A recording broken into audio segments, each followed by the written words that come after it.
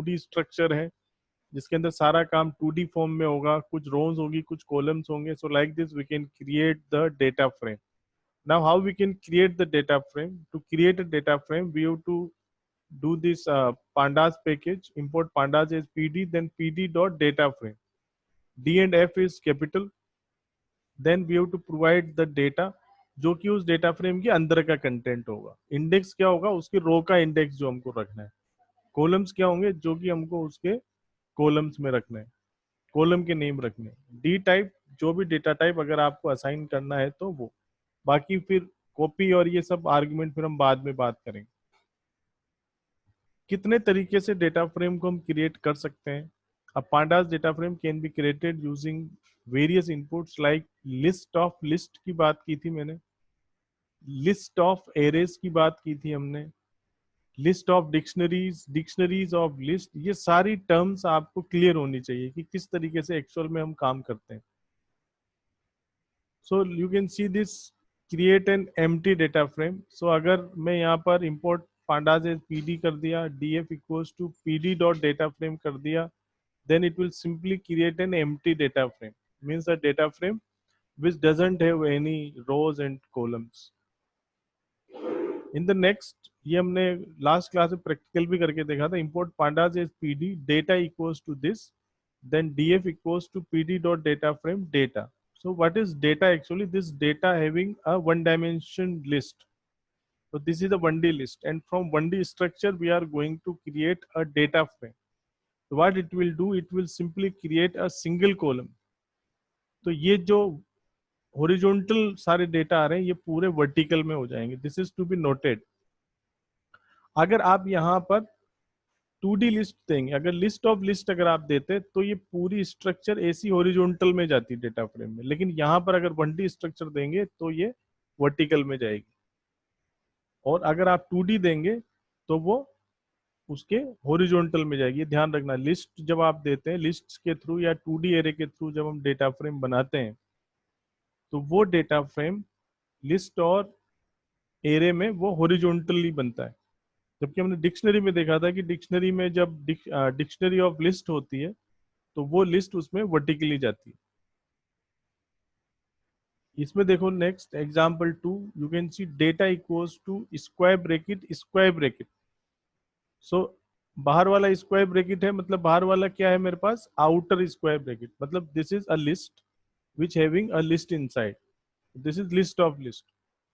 इसमें क्या होगा? देखो हम डेटा फ्रेम बना रहे हैं, कॉलम रख रहे हैं नेम और एज. तो नेम कॉलम यहाँ पर ऐसे आ जाएगा, एज कॉलम यहाँ पर ऐसे आ जाएगा, और यहाँ पर LX10. तो देखो ये जब भी हम 2D लिस्ट देंगे तो ये पहली लिस्ट है LX10, वो इसका पहली रो बन जाएगी, दूसरी लिस्ट दूसरी रो बन जाएगी, तीसरी लिस्ट तीसरी रो बन जाएगी.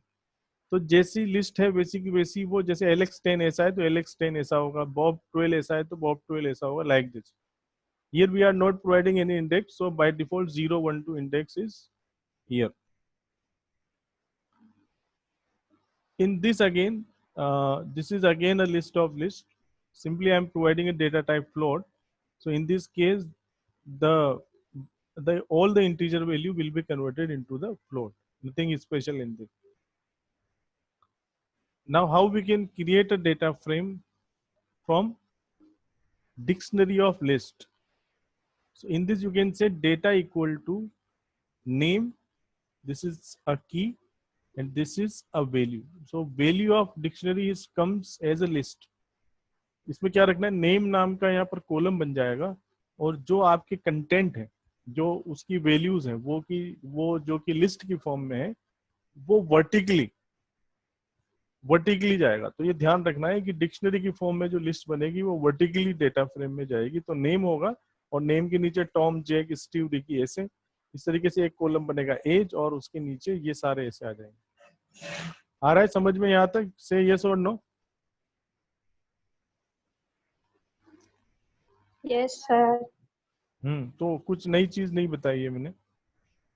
सो डिक्शनरी से जब आप डेटा फ्रेम बनाए, तो डिक्शनरी से जब डेटा फ्रेम बनाए तो डेटा फ्रेम में कॉलम्स जो उसका आर्गुमेंट है उसको देने की रिक्वायरमेंट नहीं होती है, क्योंकि डिक्शनरी की जो कीज है वो ऑटोमेटिक डेटा फ्रेम के कॉलम बन रहे हैं. तो अगर वो डेटा फ्रेम के कॉलम बन रहे हैं तो फिर हमको कॉलम्स जो है उसको देने की जरूरत नहीं है। इंडेक्स जो है उसको जरूर आप दे सकते हैं ताकि रो के इंडेक्स उसमें वैसे के वैसे आए।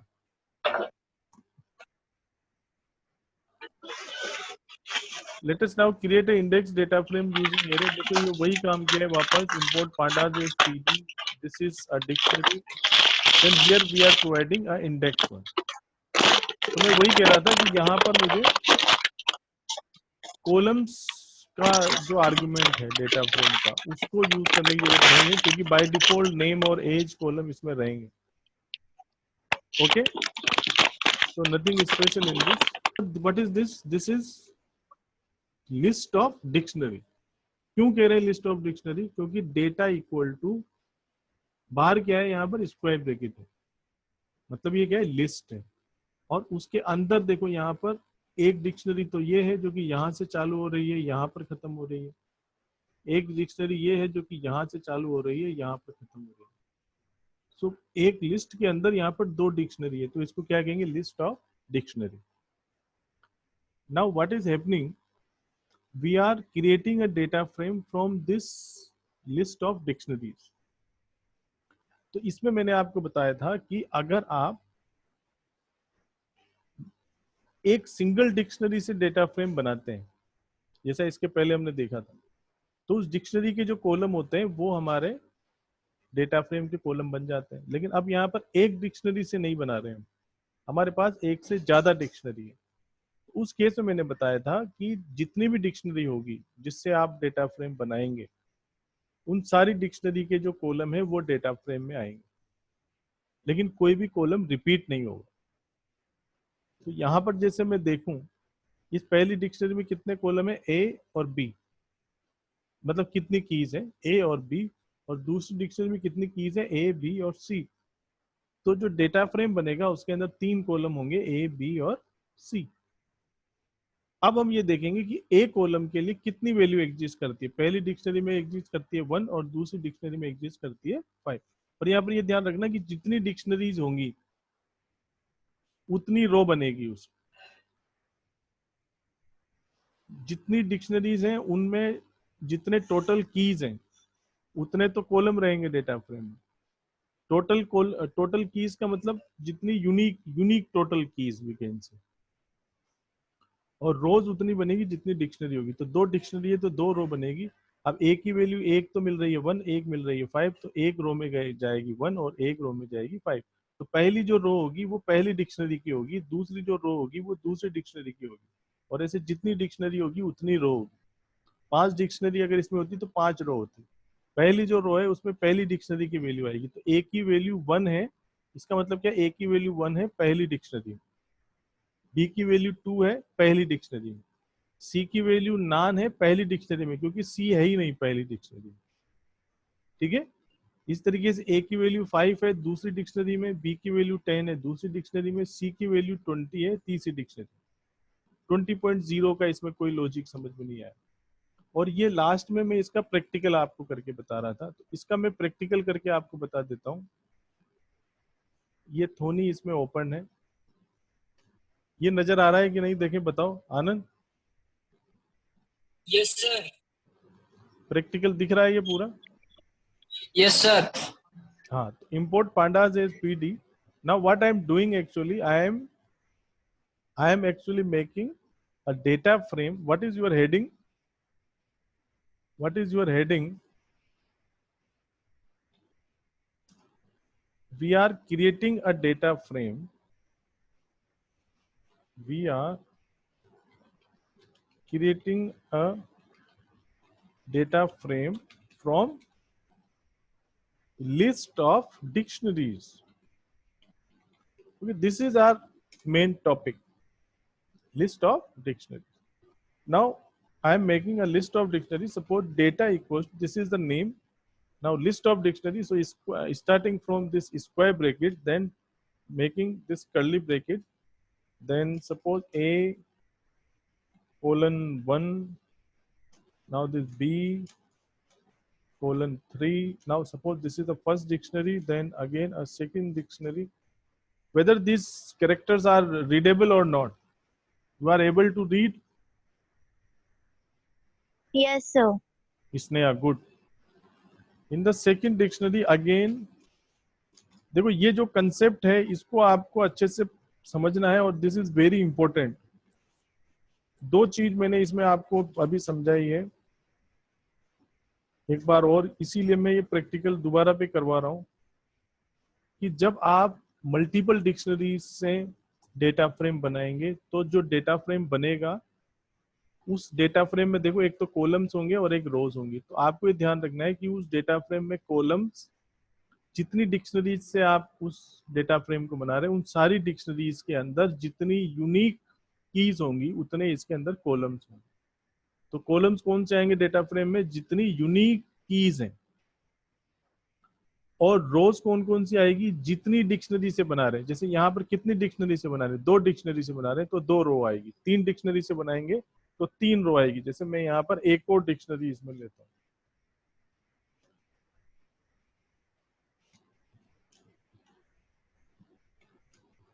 मैं यहाँ पर एक और डिक्शनरी लेता हूँ. Okay, how many dictionaries are there? 3. अब इसमें ध्यान से समझेंगे. I am making a data frame, suppose df equals to pd dot data frame from this data.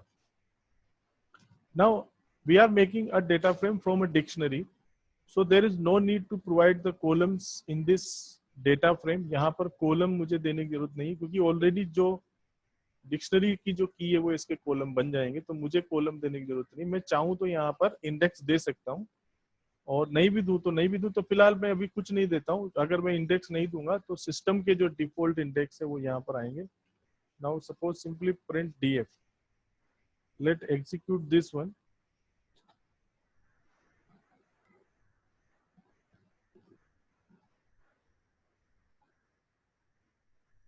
ये दिख रहा है सबको? आनंद, Yes, sir. कोड पढ़ने में आ रहा है कि नहीं, ये इंपॉर्टेंट है. Yes, sir. आ रहा है. एग्जीक्यूशन हो रही है, अभी आउटपुट आया नहीं. ओके, इसका आउटपुट आ गया है. इसका आउटपुट में आप देखो कौन कौन से कॉलम आए इसमें. ए, बी और सी आए. देखो पहली डिक्शनरी में 2 कॉलम थे ए और बी, दूसरी डिक्शनरी में 2 कॉलम थे ए और बी, और तीसरी डिक्शनरी में 2 कॉलम थे ए और सी. आप ये बताओ जो डेटा फ्रेम बनेगा उसमें कौन कौन से कॉलम होने चाहिए थे? ए, बी, सी होने चाहिए थे. समझ में आई कि नहीं? Yes, sir.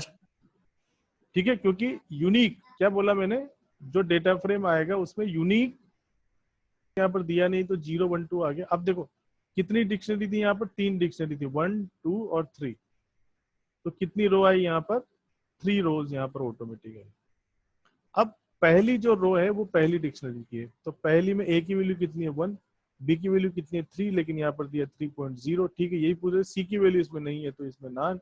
ए की वैल्यू इसमें है 10, बी की वैल्यू इसमें है 20 और सी की वैल्यू इसमें है ही नहीं दूसरी डिक्शनरी में. तीसरी वैल्यू में ए की वैल्यू है 50, बी की वैल्यू इसमें नहीं है और सी की वैल्यू है इसमें 40.0.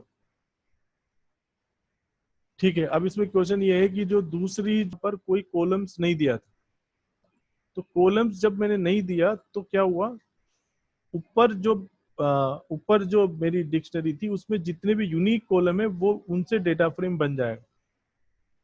लेकिन अगर आप यहाँ पर कॉलम दे देते हैं तो उतने ही कॉलम बनेंगे. जैसे अगर मैं यहाँ पर दे दूं columns equals to A, B, अब आप कंपाइलर को ये कह रहे हैं कि सिर्फ जो डेटा फ्रेम बने उसमें ए और बी कॉलम ही होना चाहिए, बाकी सी नहीं होगा. सी क्योंकि वो बनाएगा ऑटोमेटिक अगर आप नहीं दोगे तो, लेकिन आपने ए और बी दे रहे हैं तो वो सिर्फ ए और बी बनाएगा. इसका आउटपुट देखते हैं. इसका आउटपुट ये जो नीचे ही नीचे है ये इसका आउटपुट है.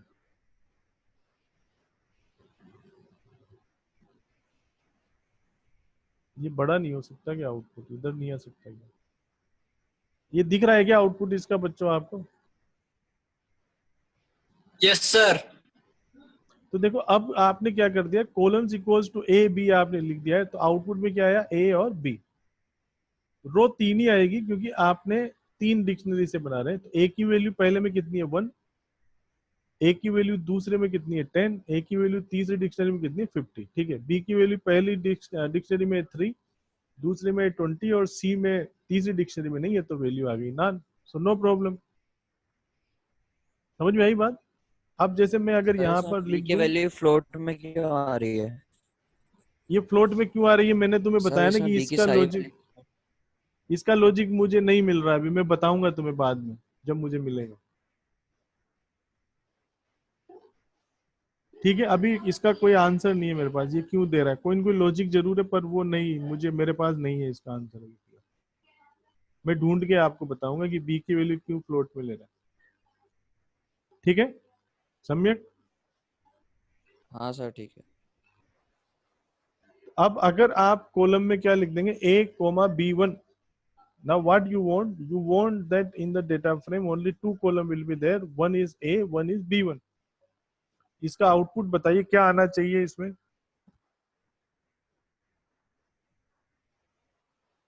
क्या आउटपुट आएगा इसमें? ए क्या वाला सर? कॉलम आ जाएगा, ए वाला कॉलम आ जाएगा और बी वन ऑप्शन में क्या नंबर B1 होगा? में नॉन वैल्यूज, B1 में नॉन नॉन वैल्यूज वैल्यू। नया कॉलम ओके, बनेगा और नैन वैल्यू देगा। हाँ तो देखो इसका आउटपुट देखो, एक कॉलम ए है और एक B1 है, क्योंकि आप अगर आप कॉलम्स में आप कॉलम दे देते हो तो वही कॉलम अल्टीमेटली आने हैं। अब ए की वैल्यू अब वो देखता जाएगा, ए की वैल्यू पहली डिक्शनरी में कितनी है 1 है, दूसरे में 10 है, तीसरे में 50 आ जाएगी। अब B1 है तो B1 तो किसी डिक्शनरी में है ही नहीं, तो सब में उसकी वैल्यू नान आ जाएगी। ये समझ में आ गई बात? इसकी सर आउटपुट फाइंडिंग के बहुत क्वेश्चन इसमें आते हैं, और तो इसको समझना बहुत जरूरी है। इस पीपीटी में हम आ जाते हैं, इसमें ध्यान से देखो, डेटा इक्वल्स टू ये लिखा है। आप देखो इन्होंने क्या किया है, PD dot data frame data index equals to first second, मतलब ये तो रो का इंडेक्स है। कॉलम क्या लिखे हैं, column equals to A B, मतलब क्या होगा, ए बी कॉलम बनेंगे। इसका आउटपुट आप निकाल सकते हो, कोई दिक्कत नहीं है, ऊपर वाली जो डिक्शनरी दे रखी है उसके हिसाब से। नीचे क्या किया है, नीचे कॉलम्स इक्वल्स टू ए और बी वन लिख दिया है, तो आप अगेन इसका आउटपुट निकाल सकते हो ए और बी वन के लिए। बी वन नहीं है तो उसमें सब में नॉन वैल्यू आ जाएगी। समझ में आ गया ये पूरा? से यस और no? Yes sir. Yes sir. ठीक है, so this is actually making a data frame from list of dictionaries. ये इसने आउटपुट बताए हुए, ए बी के लिए यह आएगा और ए बी वन के लिए यहाँ पर नॉन नॉन वैल्यूज आ रही। Observe DF two data frame is created with the column index other than the dictionary keys. तो डिक्शनरी कीज से तभी बनेगा जब आप कॉलम्स नहीं देते। अगर आप कॉलम्स दे देते हैं तो फिर वो उसी कॉलम के हिसाब से बनाता है। ये हमने तब भी देखा था जब हम नॉर्मल 2D डिक्शनरी से जब डेटा फ्रेम बना रहे थे, तो वहां पर मैंने आपसे ये कहा था कि अगर आप डिक्शनरी से डेटा फ्रेम बना रहे हैं तो आप कॉलम्स आर्गुमेंट देने की जरूरत नहीं है, लेकिन अगर आपने दे दिया कॉलम्स आर्गुमेंट तो वो उन कॉलम के हिसाब से बनाएगा, और अगर वो कॉलम डिक्शनरी में नहीं हुआ तो फिर उसके रेस्पेक्ट में नॉन वैल्यू उसमें डाल देगा। सो ये लिखा हुआ appended the none in place where df1 is created with column indices same as dictionary keys, so none appended. ठीक है, now write down this heading, create a data frame from dictionary of series, from dictionary of series। सो हमने dictionary of list तो पढ़ा था हमने, dictionary of list, जहां पर पहले डिक्शनरी होती है, डिक्शनरी की तो एक ही होती है लेकिन उसकी जो वैल्यूज थी वहां पर हमारी लिस्ट आ रही थी। तो लिस्ट की जगह पर क्या आ जाएगी, यहाँ पर सीरीज आ जाएगी। कैसे हम डिक्शनरी ऑफ सीरीज से डेटा फ्रेम बनाएंगे ये देखें। import pandas as pd d equal to, then this curly bracket means this is a dictionary, this is a key, and you can see in the value it is creating a series, then comma index equals to abc comma 2। Okay, ये देखिए ये जो लिखा है index equals to ABC, ये इस series PD dot series में देखो, ये तो उसकी डेटा वैल्यू है और ये उसकी इंडेक्स वैल्यू, मतलब एक सीरीज बनेगी जिस सीरीज में 1 2 3 उसका डेटा पार्ट है और उसका जो इंडेक्स पार्ट है वो ABC है। इसी तरीके से जो सेकंड की तो ये है, उसकी वैल्यू में फिर से एक सीरीज बनाएंगे जिसमें 1 2 3 उसका डेटा पार्ट है और उसका जो इंडेक्स पार्ट है ABCD है। अब उससे डेटा फ्रेम बना रहे हैं। इसमें थोड़ा ध्यान दो, मैं अभी इसको प्रैक्टिकल भी करके देखेंगे, दिस इज इम्पोर्टेंट।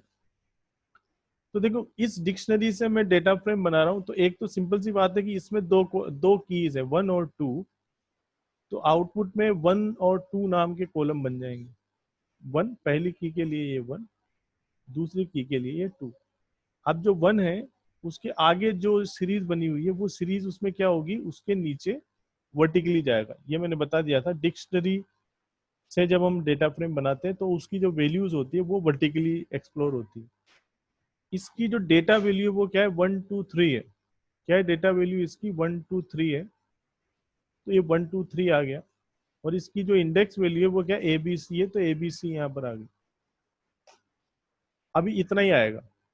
फिर जो दूसरी जो 2 नाम का कॉलम था वो 2 आ गया, उसकी वैल्यू कितनी थी 1 2 3 4, और उसके इंडेक्स थे ABCD, तो ABCD तक आएगा। और चूंकि D के लिए पहली कॉलम की कोई वैल्यू नहीं थी तो वहां पर नान आ जाएगी। तो जब हम सीरीज डिक्शनरी ऑफ सीरीज से बना रहे हैं तो यहाँ पर ये ध्यान देना कि जो सीरीज है पूरी वो डेटा के लिए काम करेगी, और मल्टीपल सीरीज होंगी तो मल्टीपल सीरीज के मल्टीपल इंडेक्सेस होंगे। तो इंडेक्स में ये ध्यान देंगे, इंडेक्स में वापस वही वाली चीज काम में आएगी कि यहाँ पर आपको भाई पहली सीरीज में ABC इंडेक्स है, दूसरे में ABCD इंडेक्स है, तो दोनों की जो यूनिक वैल्यूज होंगी वो आपके डेटा फ्रेम में आएगी। और फिर उसमें परमिटेशन कॉम्बिनेशन के साथ उसमें वैल्यूज अप्लाई हो जाएंगी। अब इसमें फिर से ये 1 2 3 को फ्लोट में दे रहा है, ये फ्लोट वाला क्यों दे रहा है ये तो मुझे देखना पड़ेगा, मैं तभी आपको इसको क्लेरिफाई करके बता पाऊँ।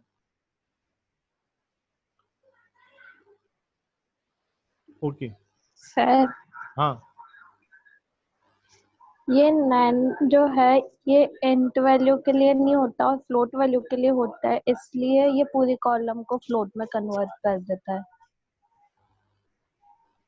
अच्छा, जहां पर नान आ रहा है वहीं पर ही ये फ्लोट करता है, बाकी जगह नहीं करता, ये है मतलब ऐसा ही हो रहा है क्या? हाँ, उस कॉलम को ही वो फ्लोट में करता है, क्योंकि नैन इंट के लिए नहीं होता फ्लोट के लिए होता है, इसलिए वो पूरे कॉलम को ही फ्लोट में कर देता है।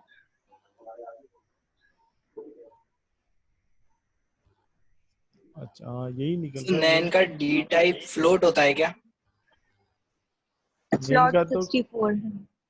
नेन का D टाइप एक मिनट चेक कर लेते हैं। तो फ्लोट 64 बताया था आपने पहले। नेन का D टाइप, सर डिफॉल्ट यही है ना, इसलिए। हाँ डिफॉल्ट तो हाँ सही बात है, डिफॉल्ट इसका जो डेटा टाइप है वो फ्लोट 64 ही है। हाँ तो ये तो सही निकल गया इसका आंसर सीधा। सम्यक जहां पर नन वैल्यू आएगी ना तो वो फिर सबको भी फ्लोट में कर देगा वो। बाकी और लेकिन अगर अगर सर कोई स्ट्रिंग स्ट्रिंग है, वैल्यू बाकी उसमें अगर नैन देते हैं ना तो बाकी लेकिन इसमें मुझे एक डाउट है कि अगर कोई स्ट्रिंग है इसमें, जैसे मान लो मैं इसी में चेंज कर देता हूँ, जैसे सर स्ट्रिंग में अगर आप नैन तो दोगे स्ट्रिंग ना तो तो फ्लोट थोड़ी तो होगी, सारे वो तो ऑब्जेक्ट, कॉलम ऑब्जेक्ट फ्लोट होएगा। में हो जाएंगे, तो सारे कॉलम फ्लोट में आ जाएंगे। नहीं जैसे ये देखो मैं अभी इसी में एक्सपेरिमेंट कर लेते हैं। मैं इसमें कॉलम रख रहा हूँ AB, इसमें चलो कॉलम को हटा ही देता हूँ मैं, ABC कॉलम आने देते हैं। ये इसका आउटपुट आ रहा है AB, चूंकि B में इसको नॉन वैल्यू मिली तो B को फ्लोट कर दिया, C में नॉन वैल्यू मिली तो इसने C को फ्लोट कर दिया। लेकिन जो B की वैल्यू 20 है, सपोज ये 20 नहीं है, यहाँ पर ये अमित कोई स्ट्रिंग है, तो इसका आउटपुट देखते हैं। तो देखो इस केस में जब नान था, देखो देखो 3 फ्लोट नहीं हुआ, फिर ये 3 3 बना रहा है क्योंकि अमित स्ट्रिंग है तो 3 3 बना रहा, फिर इसने इसका डेटा टाइप ऑब्जेक्ट कर दिया। नहीं यही बात समझ में?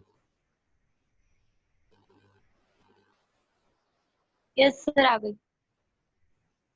स्ट्रिंग भी डाल दिया ना, स्ट्रिंग डालते ही पहले देखो, पहले जब 20 था तो वो दोनों को फ्लोट में अमित डाल दिया एक स्ट्रिंग। इस तरीके से जो ये 40 है, अगर इस 40 को मैं 40 को चेंज करने से तो कुछ होगा नहीं। पर आप इतना इसमें बोदर मत हो। अगर आप एग्जाम में सीधा सीधा भी लिख के आ जाएंगे तो कोई इसमें नंबर काटेगा नहीं, इतना ज्यादा दिमाग लगाने की जरूरत नहीं। ठीक है, ओके सर। आप तो एग्जैक्ट वैल्यू लिख दो। बार बार चेंज कर रहा है वो, स्ट्रिंग है तो उस केस में नहीं बदल रहा, नान डाल रहे हैं, फ्लोटिंग है मतलब इंटीजर है तो फ्लोट में कर रहा है। सो ठीक है, फिर भी अगर आप पता कर रहे हैं तो अच्छी बात है, लेकिन फिर भी इतना कोई ज्यादा इंपॉर्टेंट बात है नहीं। ठीक है, सो आपने हेडिंग डाल लिया होगा इसमें। मेरा टाइम खत्म होने वाला है, इसमें 4 मिनट रह गए। सो आपने हेडिंग डाल दिया होगा, creation of data frame from dictionary of series. So यहाँ डिक्शनरी ऑफ सीरीज से जब आप बनाएंगे तो आपको इसमें क्या ध्यान रखना है, देखो डेटा इक्वल्स टू, या मैं इसका नाम डी रख रहा हूँ, डी इक्वल्स टू, देन जो कीज है, सपोज पहली की इसकी 1 है, इसकी जो वैल्यू है वो वैल्यू क्या होगी, वैल्यू खुद एक सीरीज होगी, PD dot series. PD dot series में आपको पहले इसका डेटा देना पड़ेगा, सपोज 10, 20, 30, और कोमा इसका इंडेक्स सपोज मैं दे रहा हूं ए, बी और सी। ठीक है, दिस इज अ फर्स्ट, कुछ एरर है इसमें, break it close. Okay, so this is one key, and in the value section there is a series, there is again a series which having 3 data element and these corresponding indexes. I'm copying this, then put comma. Now this is a second element of this dictionary, now 2, then suppose these are the values 40, 50, 60, having the same indexes A, B, C, and from this D I am making this data frame. Let us execute this one. So we can see it very simple because both the series having A, B, C indexes. So in the output you can see same A, B, C index with having 1 or 2 column, because in the first case we have 1, in the second case we have 2. First value is 10, 20, 30, second is 40, 50, 60. No problem here. But suppose the second series having 4 element with 4 indexes. So no problem. In the second column we have 4 values. Then this a new index is added as D, and for one column it will give a non value. Any doubt in this?